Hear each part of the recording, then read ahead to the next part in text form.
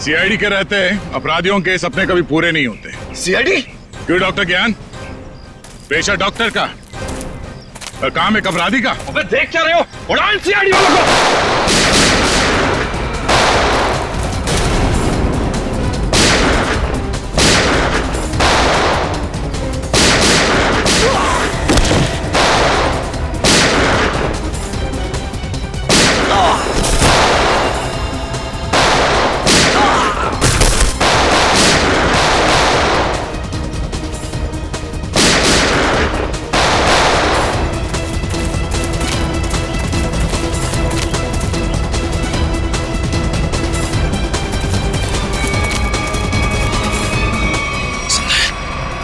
सब बेहोश है, इनको होश में आना पड़ेगा।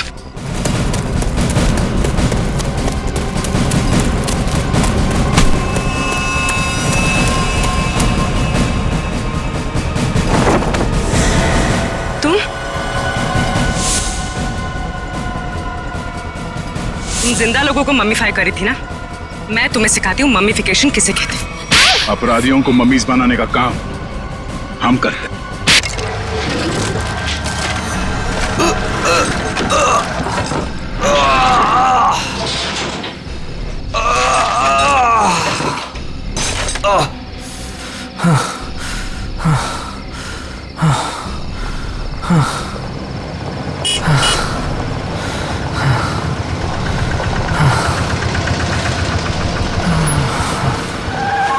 क्या हुआ भाई?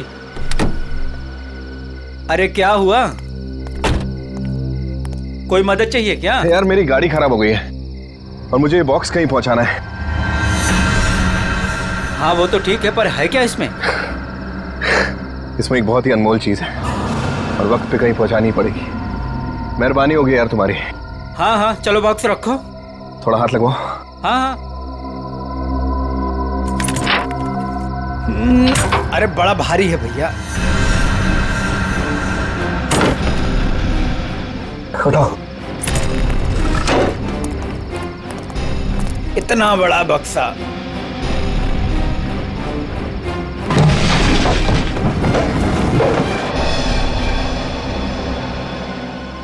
ये एड्रेस है, इस बक्से को इस जगह छोड़ देना। क्या मतलब है? आप नहीं आ रहे हो? एक मिनट, ये कुछ पैसे रखो, इसे सही जगह पहुंचाओ। बक्सा उतारिए।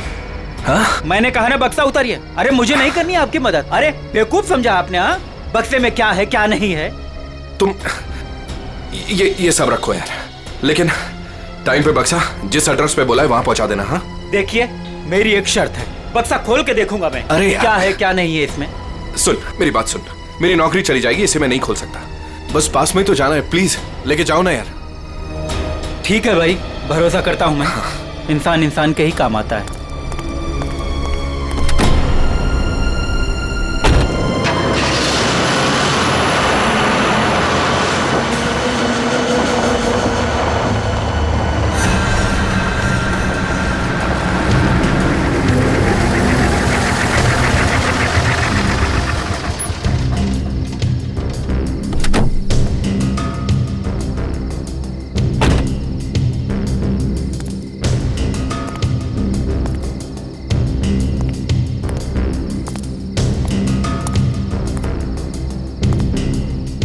पता तो यही।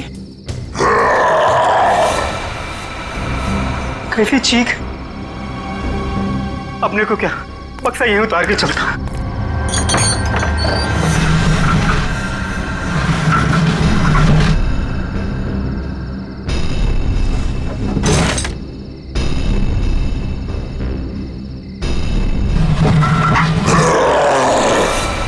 बक्से में से चीख!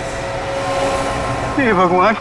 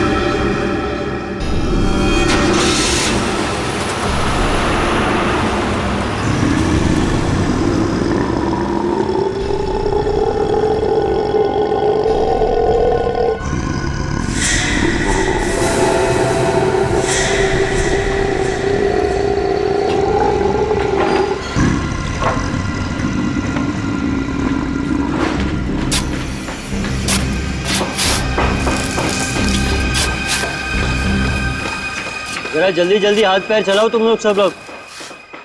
15 दिन में ये बिल्डिंग पूरी करके देनी है हमें, वक्त नहीं है हमारे पास। और सोनू, तू इतना सुस्त क्यों है? खाना वाना नहीं खाता क्या? चल जल्दी काम कर। कौन है वहां पे? मैंने पूछा कौन है वहां पे? अभी तो बिल्डिंग का काम भी खत्म नहीं हुआ है और अभी से बिल्डिंग टूटने लगी। सोनू जरा देख तो।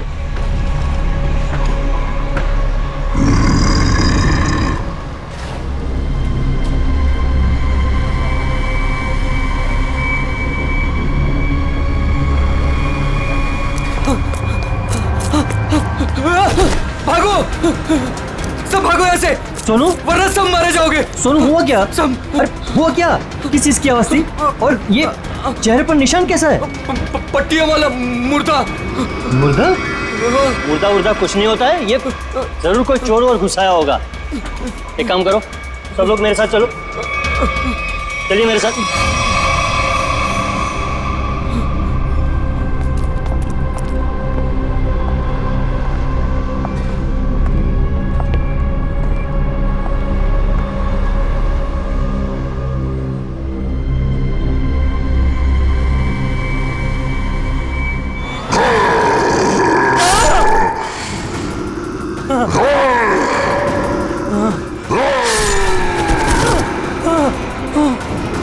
भागो भागो, सब यहाँ से भागो। पट्टियों वाला मुर्दा, भागो।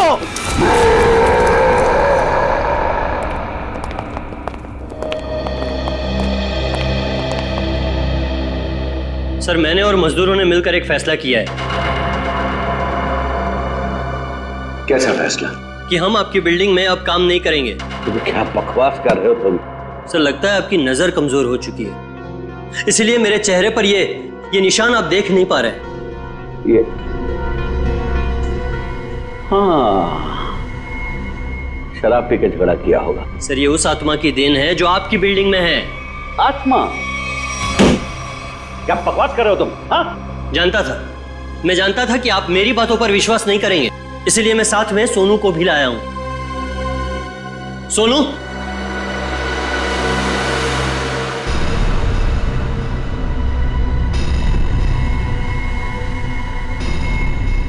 देखिए सर, बेचारा इतना घबरा गया है कि कुछ बोल नहीं पा रहा है। सोनू, ये सब क्या है? साहब, पट्टी वाला मुर्दा और कौन है इधर? कौन है? कौन है उधर?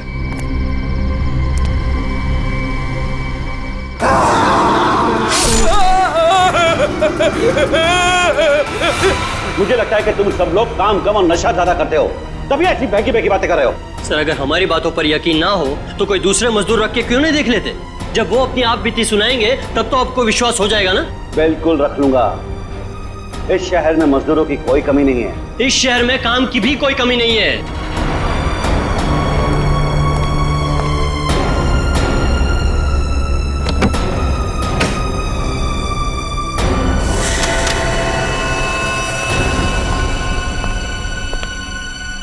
ये तुम्हारा आज तक का हिसाब। और एक बात याद रखना कि इस बिल्डिंग पर मेरे और मेरे इन्वेस्टर्स के करोड़ों रुपए लगे हैं। तो तूने बाहर जाकर इस बिल्डिंग के बारे में कोई बकवास की या कोई झूठी अफवाह भी फैलाई तो फिर मुझसे बुरा कोई नहीं होगा। दिनेश, पैसे कोई पेड़ पे नहीं उगते, समझे? हाँ, और हम तुम्हारे फाइनेंसर हैं, कोई एटीएम मशीन नहीं कि जब दिल में चाहा कार्ड डाला और पैसे ले लिए।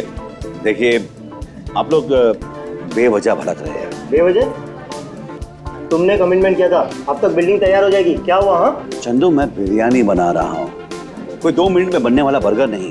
जब आप लोग बिल्डिंग की क्वालिटी देखेंगे तो आप लोगों को खुद ब खुद ये एहसास हो जाएगा कि आप लोगों का पैसा बिल्कुल सही जगह लगा है।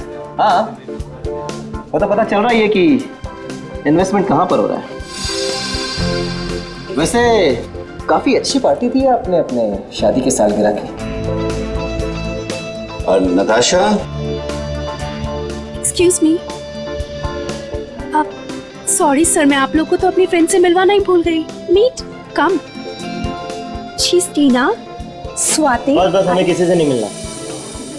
दिनेश, इस बार अगर तुमने जबान पलटी ना, 15 दिन मतलब 15 दिन, दैट फाइनल।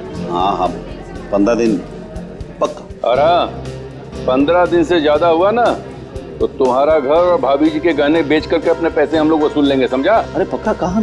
दिनेश सुनो ना। एक्सक्यूज मी, आपकी भाभी बुला रही है मन से। एक्सक्यूज मी, जल्दी आइए ना। क्या है? दिनेश देखिए ना, मार्केट में नया हार आया है, आप कभी लेकर देंगे मुझे ये? बस हार और गहने, इन चीजों के अलावा तुम्हारे लिए और कोई चीजें इंपॉर्टेंट है ही नहीं। पति जी है हमारे, तुम्हें कोई फर्क नहीं पड़ता। मन तो करता है कि तुम्हारा गला दबा दूं। क्या बात है पापा, आप मम्मी पर इस तरह से क्यों चीख रहे हैं? मैंने सिर्फ सालगिरह का तोहफा मांगा था और ये ऐसे कर रहे थे मुझ पर। आशा, ये जो तुम्हारे ठाट बाट और ऐशोआराम है ना, वो केवल इसीलिए है क्योंकि तुम्हारा ये पति दिन रात गधे की तरह काम करता है। पापा, अगर आपके पास इतना ही पैसा है ना तो थोड़ा हम पर भी खर्च कर दो प्लीज। पहले तो आपने फ्लैट देने के लिए भी मना कर दिया, और अब जब मम्मी ने आपसे एक छोटा सा हार मांगा तो उसमें भी आपको दिक्कत है। तुम दोनों नालायक बच्चों को तो मैं कुछ दूंगा नहीं, और तुम लोग मेरे घर में रहते हो, इसी बात से खुश रहो।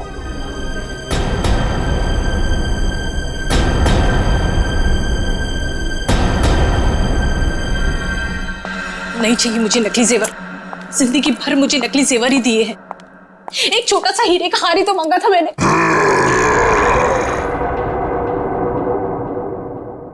कौन कौन है वहां? कौन है वहां? कौन है वहां?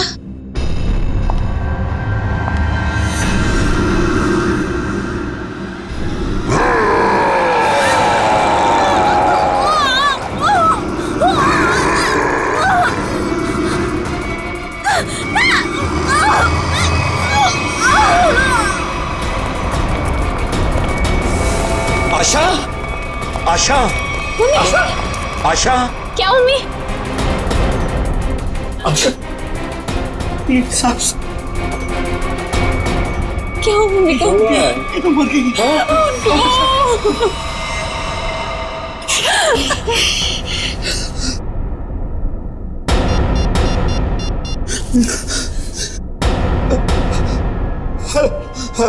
Hello CID.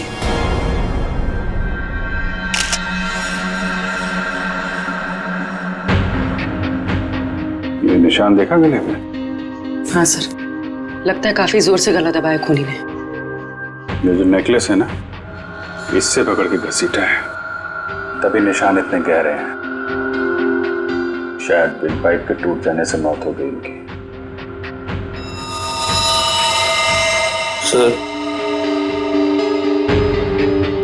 सर खून के निशान कॉरिडोर में यहाँ तक आए हैं, और आशा जी की चप्पल। अपने आप को बचाने में बहुत स्ट्रगल किया होगा इन्होंने,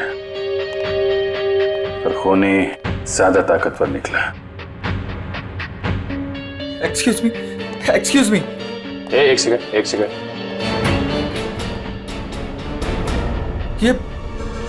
ये सब कैसे हो गया सुलेखा? आज तो इतना शुभ दिन था, शादी के सालगिरह वाले दिन। आपकी तारीफ? जी, मैं सुलेखा का हस्बैंड। अच्छा, तो आशा जी आपकी सास थी? जी। सास ससुर की एनिवर्सरी पार्टी में आप काफी लेट नहीं आ रहे हैं? वो बिजनेस मीटिंग में फंस गया था, इसलिए लेट हो गया। बस अभी पहुंचा हूं। ठीक है, इधर आ जाइए आप। दिनेश जी, आपको किसी पे शक है? कौन कर सकता है ऐसा काम? सर, मेरी वाइफ की किसी से कोई दुश्मनी नहीं थी। सर, मैं यही कह रहा हूँ कि दिनेश ने खुद ही अपनी बीवी का खून करवाया है। सर, हमने इसका झगड़ा सुना था, ये अपनी बीवी से कह रहा था कि मैं तुम्हारा गला दबा दूंगा। पति जी है हमारे, तुम्हें कोई फर्क नहीं पड़ता। मन तो करता है कि तुम्हारा गला दबा दूं। तो बकवास कर रहे लोग। अगर मैंने गुस्से में कुछ कह दिया तो इसका मतलब ये तो नहीं ना कि मैं सचमुच वो कर दूंगा। वैसे ऐसा हुआ क्या था कि आपको इतना गुस्सा आ गया कि आपने गला दबाने की धमकी दे दी, वो भी शादी की सालगिरह वाले दिन? सर इसकी वजह भी ये लोग ही है। ये मेरे इन्वेस्टर्स हैं। अब मुझे एक एक पाई ऐसे देते हैं जैसे मुझ पर एहसान कर रहे हैं। तुम लोगों की मैं एक एक पाई चुका दूंगा, वो भी ब्याज सहित, समझे? तो दे दो ना। एक मिनट, बिजनेस की बातें मत कीजिए। यहाँ पे खून हुआ है।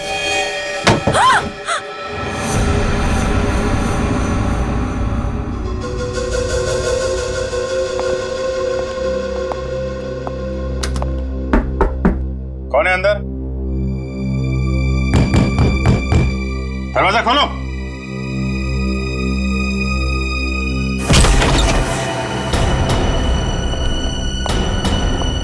ओह माय गॉड, कौन है ये? सुनिए। छोटो, कौन हो तुम हैं? और यहाँ क्यों चुप के बैठी हो? मुर्दा पट्टियों वाला मार डालेगा। सर डरी हुई है, ऊपर से जख्मी भी। देखो, आप बिल्कुल घबराइए मत।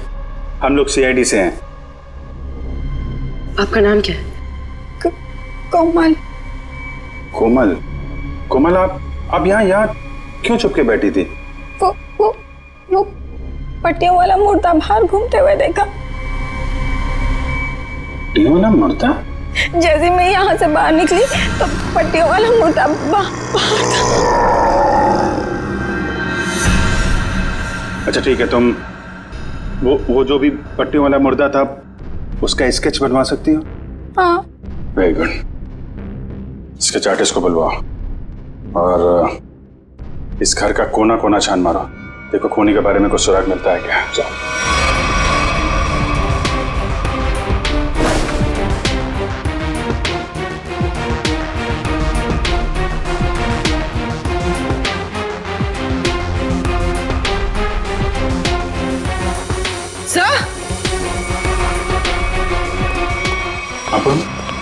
सर ये पट्टी मिली है। क्या? यहाँ पर। कोमल ने देखा पट्टी वाला मुर्दा और यहाँ पे पट्टी का टुकड़ा मिला। सर स्केच तैयार है। तो ये है वो पट्टी वाला मुर्दा। इस मुर्दे का और इस पट्टी का क्या राज है, जल्द से जल्द पता लगाना होगा। गले का हार बेचारी का फांसी का फंदा बन गया। जैसे ही खूनी ने हार खींचा, बेचारी कुछ नहीं कर पाई। सर वो आदमी गले का हार छीनने के लिए आया था, ऐसा लगता नहीं? वही तो सचिन, वही तो राज है। बड़ा अजीब तरीका ढूंढा खून करने का यार। हाँ जयवंती, डॉक्टर साहब को जरा स्केच दिखा। Yes sir. ये देखिए सर, ये मम्मी की ड्रेस है। मम्मी मतलब माँ? मम्मी नहीं फ्रेडी, मम्मी। हजारों साल पहले जब इजिप्ट में राजा महाराजा मर जाते थे तो उनकी बॉडी को एम्बाम कर दिया जाता था। अलग अलग तरीके की सीक्रेट्स, दवाइयां, मरहम, बाम वगैरह लगा दिया जाता था उनकी बॉडी पर और बाद में इन पट्टियों से उसे ढक दिया जाता था। इससे मम्मी सड़ती नहीं थी। मर गए मतलब हजारों साल पुरानी लाश यहाँ पे आ गई और एक के बाद एक खून कर रही है। और शायद अगला खून तुम्हारा होगा। मेरा हो गया? अब चुपचाप खड़े रहो और एक बात ध्यान में रखो, मम्मी कभी सड़ती नहीं है और ना मम्मी कभी जिंदा होती है। अच्छा सर, ये जो पट्टी का टुकड़ा हमारे हाथ लगा है, कहीं ऐसा तो नहीं कि ये खूनी के साथ हाथापाई के दौरान आशा जी के हाथ आ गया? नहीं ऐसे नहीं हुआ है। तारिका जी आप ठीक है वहां पे? नहीं। फिर एक सीआईडी ऑफिसर बोल रहा है कि इनके हाथों में पट्टी आई थी, मतलब आई थी। सीआईडी ऑफिसर आसमान से उतरता है क्या? उससे गलती नहीं हो सकती। ये पट्टी का टुकड़ा जो आप लोग लेकर के आए हैं, ये हाथापाई में नहीं फटा है। अगर हाथापाई में फटता तो सीधा नहीं फटता, टेढ़ा मेढ़ा फटता, समझे? और ये टुकड़ा कोई मामूली टुकड़ा नहीं है। 1500 साल पुराना है ये टुकड़ा। 1500 साल? 1500 साल? 1500 साल? जी, किसी ने मम्मी की पट्टियां खरीद ली हैं। कहां से सालूम के साहब? ये इजिप्ट से? अरे यार, लोग पुरानी मम्मियां खोद खोद के निकाल रहे हैं और चोरी छिपे बाजार में बेच रहे हैं। ऐसी एक मम्मी शायद इंडिया में आ गई। बाप रे। लेकिन सर ये खूनी मम्मी बना क्यों होगा? हल्ला मचाने के लिए सचिन, हल्ला मचाने के लिए। ये खूनी चाहता है कि लोग उसे देखें और जोर जोर से चिल्लाए, मम्मी आ गई, मम्मी आ गई। ये खून उस खूनी मम्मी ने ही किया है, और वो पट्टी का टुकड़ा जानबूझकर छोड़ गया है हमारे लिए सबूत।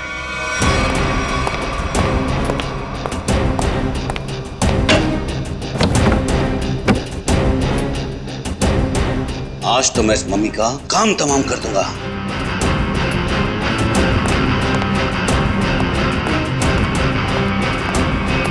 सर, ये सोनू है, दिनेश की बिल्डिंग में काम करता है।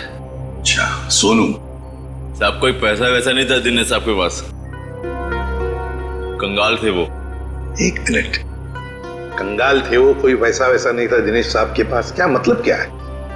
नहीं साहब, वो तो सर से लेकर पांव तक कर्जे में डूबे हुए थे, और उस बिल्डिंग की वजह से। और जब से उस पट्टी वाले मुर्दे ने हम लोगों पे हमला किया है, उस बिल्डिंग का काम भी बंद पड़ा हुआ है। पट्टी वाले खूनी ने तुम पर हमला किया? तुम पर? सर, कहीं ये वही तो नहीं जिसने आशा जी का भी खून किया? हो सकता है, बिल्कुल हो सकता है। वैसे वो पट्टी वाला खूनी दिखता कैसे है? सर, पट्टियों में लिपटा हुआ, एकदम सड़ा सा मुंह, चेहरे पे खून लगा हुआ था जैसे उसको कोई चोट लगी हो। मतलब उसकी सर आवाज भी बहुत अजीब सी थी, उसकी सर आवाज भी।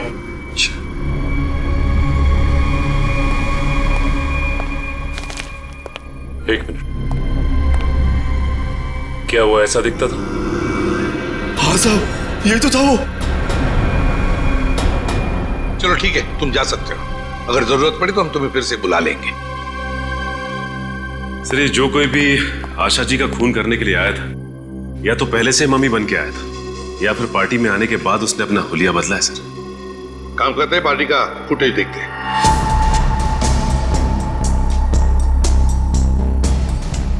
एक मिनट, पॉज करो। ये देखो, ये है ना महेश, आशा जी की बेटी सुलेखा का पति महेश। हाँ सर, लेकिन ये तो कह रहा था कि आशा जी की मौत के बाद आया था ये पार्टी में। झूठ बोला हमसे वो, झूठ बोला। जयवंती सर, फोन करके बुला लो उसे अभी, इसी वक्त।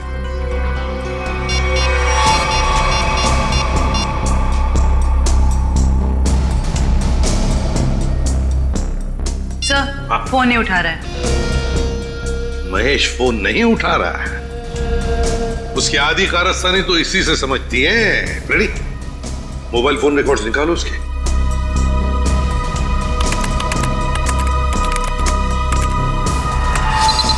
सर, ये रहे महेश के फोन कॉल रिकॉर्ड्स। 40 बार फोन किया है एक ही नंबर पे, और ये नंबर तो उसके सासू माँ का है। सर, सासू माँ से इतना ज्यादा लगाव? इस महेश से मिलना पड़ेगा। महेश,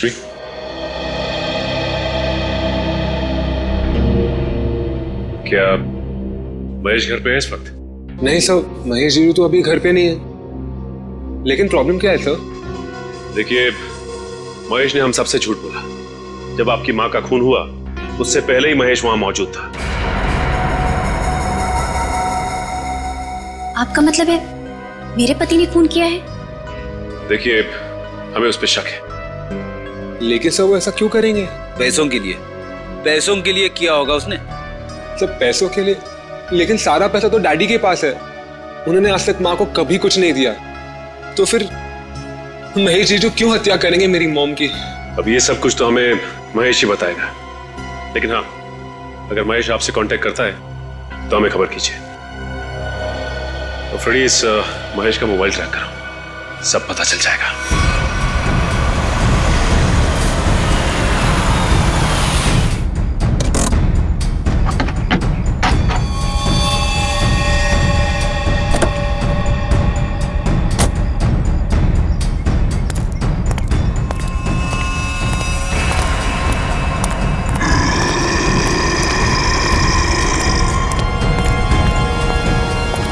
आज ये पट्टियों वाला मुर्दा मिल जाए बस।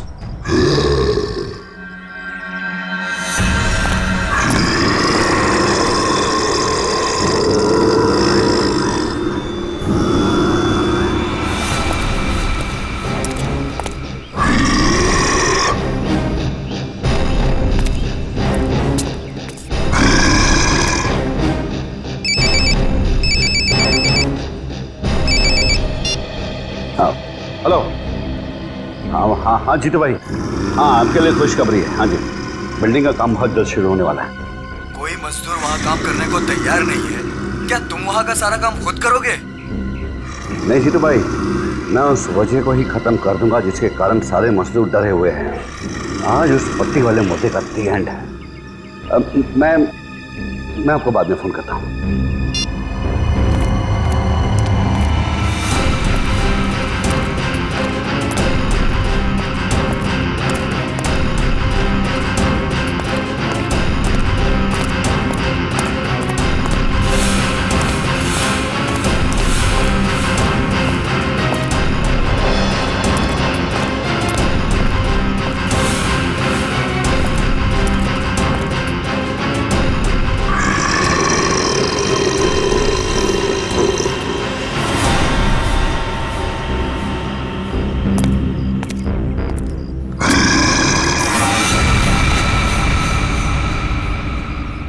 आवाज है,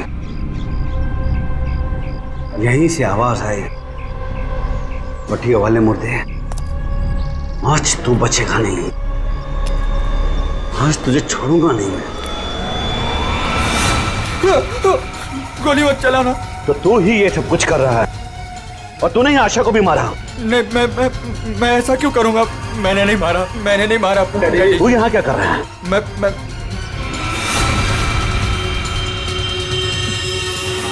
डैडी, वो आपके पीछे है। ना महेश, मैं तेरी किसी भी चाल में आने वाला नहीं। मैं सच कह रहा हूँ, वो पट्टी वाला मुर्दा आपके पीछे ही है।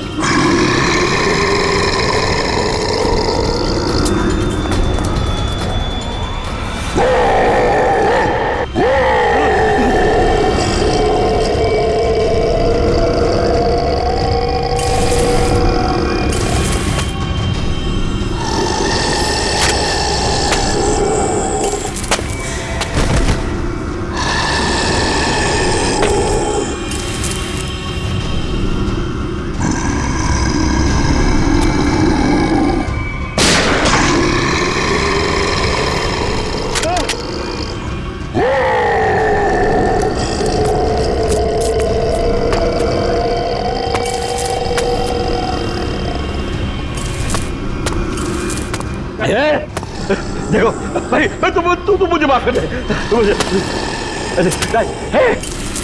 क्यों मेरे पीछे पीछे कुछ भी नहीं है। देखो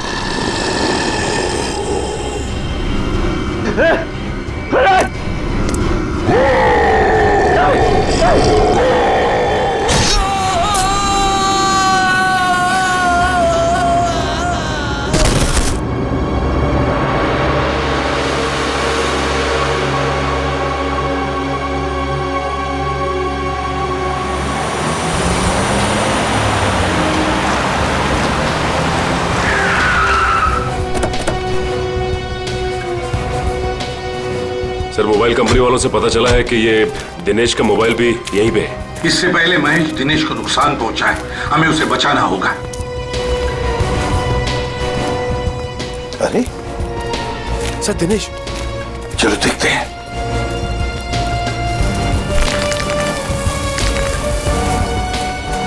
माय गॉड,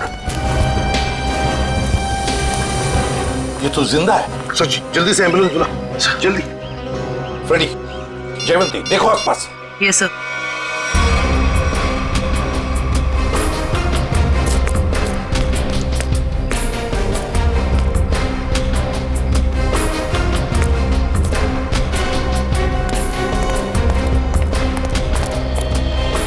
महेश सर। हाँ फ्रेडी, क्या हुआ? सर महेश बेहोश है। महेश, महेश। सर, हाँ? ये गन पड़ी हुई थी यहाँ पे। सर हम तो सोच रहे थे कि इन सब के पीछे ये महेश है, लेकिन ये तो खुद ही बेहोश पड़ा है। हाँ, ये तो महेश के होश आने के बाद ही पता चलेगा कि ये सब किसका किया कराया है।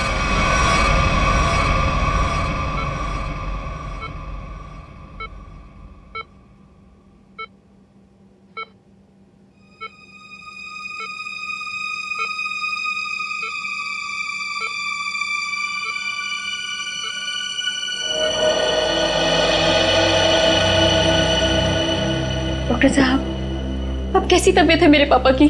फिलहाल इनकी तबीयत नाजुक है, अभी कुछ भी कहना मुश्किल है। 48 घंटे ऑब्जर्वेशन में रखेंगे, फिर देखते हैं क्या करना है। Okay, excuse me. मैं कभी सोच भी नहीं सकती कि मेरा पति इतना घिनौना मुजरिम निकलेगा। पहले तुमने मेरी माँ को मार दिया और अब मेरे पापा पे तुमने हमला किया। ये तुम क्या कह रहे हो सुलेखा? देखो, मैंने ऐसा कुछ भी नहीं किया है। मैं निर्दोष हूँ, बेकसूर हूँ। मैं हर मुजरिम यही कहता है कि उसने कुछ नहीं किया, वो निरपराध है। लेकिन सारे सबूत उसी आदमी की तरफ उंगली उठाकर कह रहे हैं कि ये इस आदमी ने किया है, और वो आदमी है तुम। लेकिन सर, आपके पास ऐसा कौन सा सबूत है जो ये साबित करता है कि खून मैंने किया है? एक हो तो बताए। सबसे पहले तो तुमने हमसे झूठ बोला कि तुम पार्टी में देर से गए, लेकिन सीसीटीवी फुटेज साफ साफ दिखा रही है कि तुम पार्टी में पहले ही मौजूद थे, आशा जी की मौत से पहले। सबूत नंबर 2, 3 दिनों में 40 फोन किए तुमने आशा जी को, जबकि तुम उन्हीं के घर में रहते थे। इतने सारे फोन कॉल करने की वजह? और जिस वक्त क्राइम सीन पर दिनेश जी मिले, उस वक्त सिर्फ एक ही आदमी मौजूद था, वो तुम थे। मैं डर गया था सर, डर गया था। दरअसल बात यह है सर कि मैं नया बिजनेस चालू करना चाहता हूँ, और जिसके लिए मुझे पैसों की जरूरत थी, और मैं चाहता था कि वो पैसे मुझे सासू माँ जी दे दे। बस सर, इसीलिए मैं उन्हें बार बार कॉल कर रहा था, और कोई वजह नहीं है सर। तो इनके कहने का मतलब है कि ये पार्टी में पैसे मांगने के लिए गए थे आशा जी से, है ना? हाँ सर, उस दिन मैंने देखा कि ये लोग बिजनेस के लिए मुझे पैसा नहीं दे रहे, और सासू माँ को लाखों करोड़ों के गहने दिए जा रहे हैं। और तुमने गुस्से में आकर मार डाला आशा जी को? नहीं, मैंने उन्हें नहीं मारा। मैंने कहा ना, मैं उनसे पार्टी में बात करने गया था, पर मेरे बात करने से पहले ही उनका मर्डर हो चुका था। नहीं महेश जी, कौन विश्वास करेगा तुम्हारी इन बातों पर? पहले तुमने आशा जी को मारा, फिर दिनेश जी के पीछे पड़े, और वो भी कहां पर? अंडर कंस्ट्रक्शन बिल्डिंग में। ये गलत इल्जाम है। मैं वहां पर उनसे भी बात करने गया था, मैंने नहीं मारा। ऑफिस में नहीं जा सकते थे, घर में नहीं जा सकते थे? उनसे बात करने में ऑफिस से गया था, पर जब मैं ऑफिस पहुंचा सर, तो वो निकल चुके थे अपनी साइट पे सर, इसीलिए मैं साइट पर चला गया।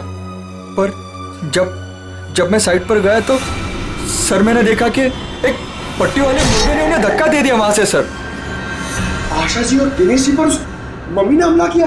हाँ सर। पंकज, ये तो उस आदमी ने किया जो दुनिया को दिखाना चाहता है कि ये किसी इजिप्शियन मम्मी ने खून किया है।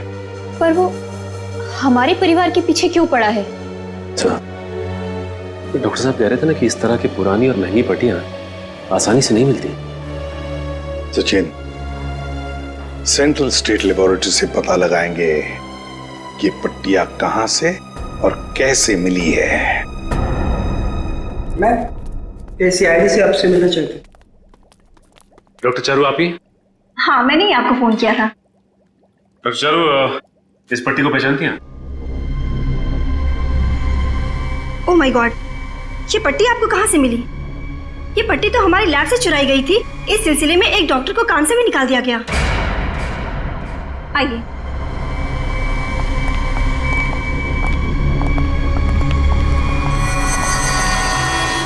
ये तो वही मम्मी है ना जो इजिप्ट में होती है। मतलब ये नींद में चलकर यहाँ पर आ गई। आप भी अच्छा मजाक कर लेते हैं। दरअसल हर साल इजिप्ट से इन मम्मीज को हमारे यहाँ रिसर्च के लिए भेजा जाता है और सर ये मम्मीज 1500 साल पुरानी है। तो क्या सिर्फ इन्हीं मम्मीज की पट्टी गायब है? हाँ सर, कुल 5 मम्मीज की पट्टियाँ चोरी हुई थी, जिसमें से 2 पे मैं काम कर रही हूँ इन्हें गलने से बचाने के लिए। अच्छा, आप कह रही थी ना कि एक डॉक्टर को काम से निकाल दिया गया पट्टी चुराने के इल्जाम में। उसकी डिटेल मिल सकती है हमें? हाँ सर, देती हूँ।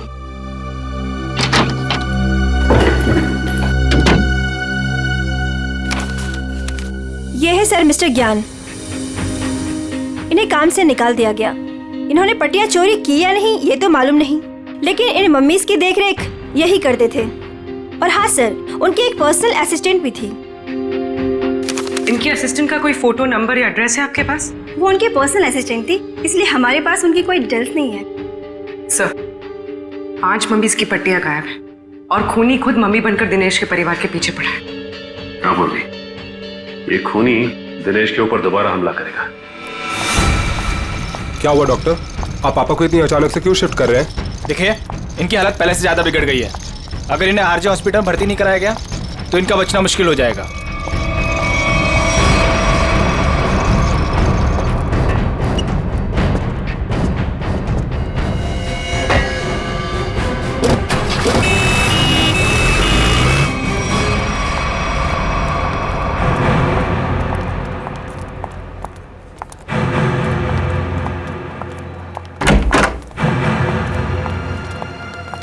दिनेश जी तो कहीं दिखाई नहीं दे रहे यहाँ पे। वही तो, चलो देखते।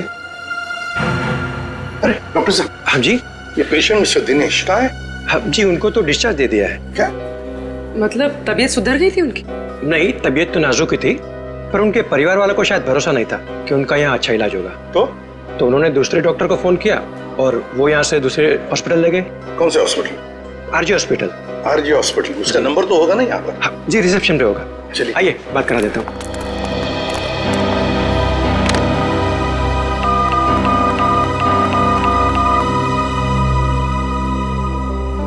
Hello, RJ hospital. देखिए, मैं एसीपी प्रद्युमन बोल रहा हूँ, सीआईडी से। आपके हॉस्पिटल में अभी अभी एक पेशेंट एडमिट हुआ है। दिनेश नाम है उनका। नहीं हुआ है?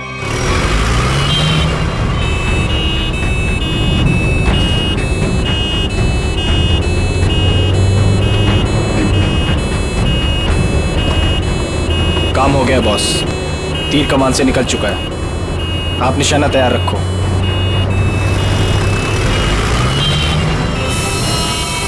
अरे धुआं कहाँ से आ रहा है? अरे गाड़ी रोको, गाड़ी रोको, गाड़ी रोको।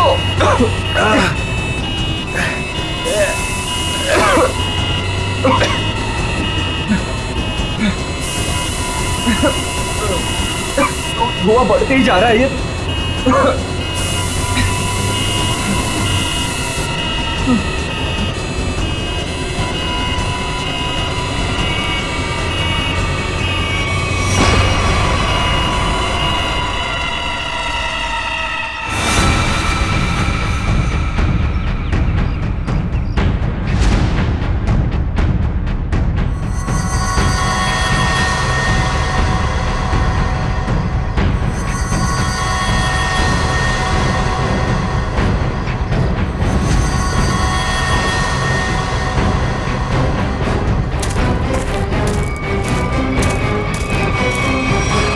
क्यों, अब तुम्हारे जीवन का मकसद पूरा हो गया? हाँ, पिछले 10 साल से मैं इसी दिन के तो सपने देखती आई हूँ। और देखो, आज मेरा सपना पूरा हो गया। नहीं, सीआईडी के रहते अपराधियों के सपने कभी पूरे नहीं होते। सीआईडी? क्यों डॉक्टर ज्ञान? पेशा डॉक्टर का और काम एक अपराधी का। अबे देख क्या रहे हो? उड़ाओ इन सीआईडी वालों को।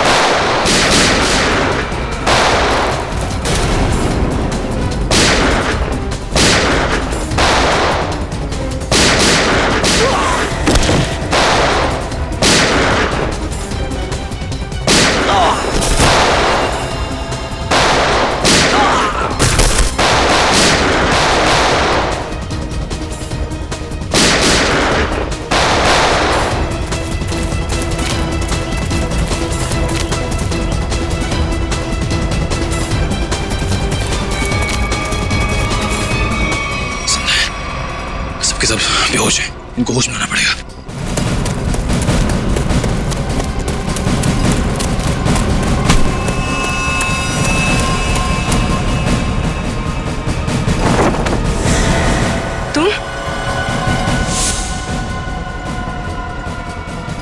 तुम जिंदा लोगों को मम्मीफाई करी थी ना, मैं तुम्हें सिखाती हूँ मम्मीफिकेशन किसे कहते हैं। अपराधियों को मम्मीज बनाने का काम हम करते हैं।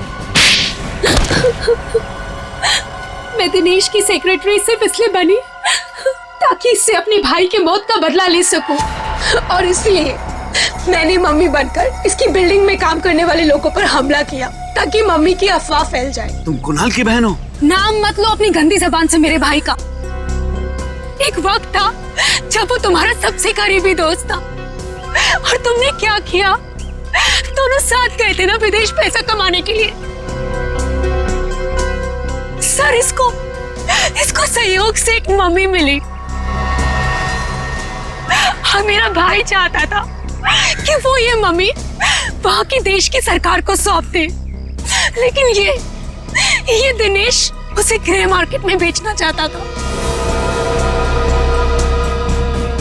सर ऐसा सर।